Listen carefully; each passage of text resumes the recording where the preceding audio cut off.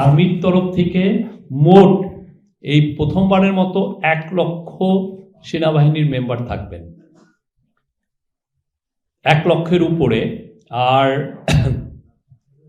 বাংলাদেশ নৌবাহিনীর 5,000-এর উপরে থাকবেন, বাংলাদেশ বিমান বাহিনীর 3,730 জনের উপরে থাকবেন, আর বাংলাদেশ পুলিশের থাকবেন প্রায় 1.5 লক্ষ, বাংলাদেশ আনসার গ্রাম প্রতিরক্ষা বাহিনীর 5,76,000, আর বর্ডার গার্ডের থাকবেন প্রায় 38,000, বাংলাদেশ কোস্ট গার্ডের 3,500 উপরে, র্যাবের থাকবেন প্রায় 8,000 এবং ফায়ার সার্ভিস সিভিল ডিফেন্স অধিদপ্তরের থাকবেন আরও 13,390 জন। এই প্রথমবারের মতো ফায়ার সার্ভিসকে ইনভলভ করা হলো যাতে তারা খুব দ্রুত কোনো জায়গায় রেসপন্ড করতে পারেন।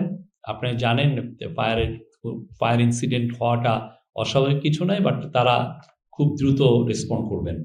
সশস্ত্র বাহিনীর সদস্যরা রিটার্নিং অফিসারের সাথে সমন্বয় করবেন।